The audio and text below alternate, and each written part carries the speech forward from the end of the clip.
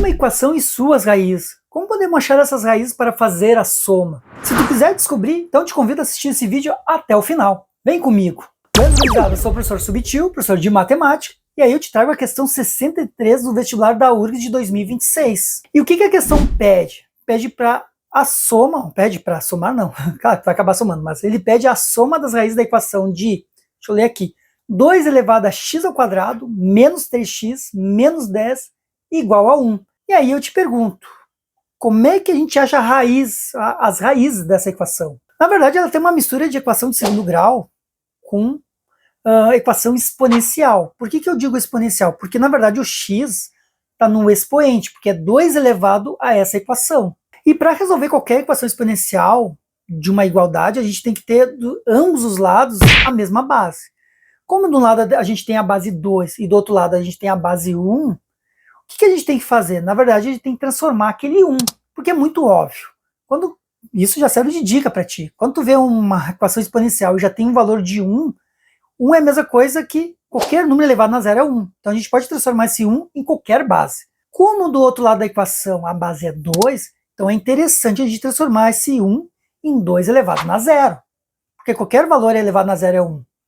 Se no outro lado tivesse a base 5, a gente faria 5 na zero, e assim por diante. Feito isso, como a gente tem dos dois lados, as bases estão iguais a 2, então a gente pode cortar, e aí como é que fica a equação? A equação fica x ao quadrado menos 3x menos 10 igual a zero. E agora basta achar raízes dessa equação. Claro que eu tenho certeza que tu já aprendeu Bhaskara, ficou 6 meses o teu professor te ensinando só Bhaskara, como calcular Bhaskara, e tá tudo bem. Pode calcular Bhaskara que tu vai achar as raízes e depois somar elas. Mas eu prefiro sempre usar soma e produto. Mas por que eu digo isso? Claro que o soma e produto ele é restrito para poucas equações. Quando tem as raízes comportadinhas, digamos assim, que o resultado sempre vai ser números inteiros, tanto negativo ou positivo, mas não vão ser frações ou raiz. Então a soma e produto ele ajuda nesse sentido. Mas em vestibulares, concursos, sempre, mas sempre, assim, quando eu digo sempre é na maioria, mas por experiência própria, todas as equações de segundo grau que caiu, sempre as raízes foram números inteiros. Raramente caiu uma fração ou uma raiz. Então dá para te aplicar tranquilo, no caso, a soma e produto das raízes. E a soma e o produto das raízes, o que nos diz a propriedade? Se tu olhar os valorzinhos do menos 3, que acompanha o x, e o menos 10, que não acompanha nenhum x, o que ele nos diz? O que a propriedade nos diz? Se tu calcular, fazer Bhaskara, enfim, achar as raízes, se tu somar as raízes, o resultado vai ser sempre o valor do b com o sinal invertido. No caso, o b é aquele valor que acompanha o x, no caso, o menos 3, só que com o sinal invertido. E o produto das raízes, se pegar as duas raízes e multiplicar, vai dar sempre o valor de c, que é o número sozinho.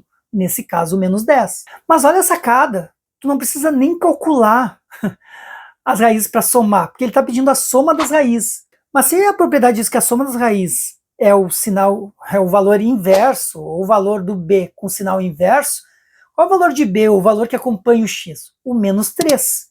E qual é o sinal inverso do menos 3? É o 3 positivo.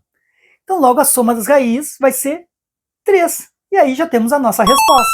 Então a soma das raízes dessa equação é 3. E tu viu que não precisou nem usar Bhaskara nem nada. Simplesmente a resposta está na tua cara. Então é bem tranquilo de resolver. E tu pode fazer isso para qualquer equação. Ou melhor, qualquer equação de segundo grau.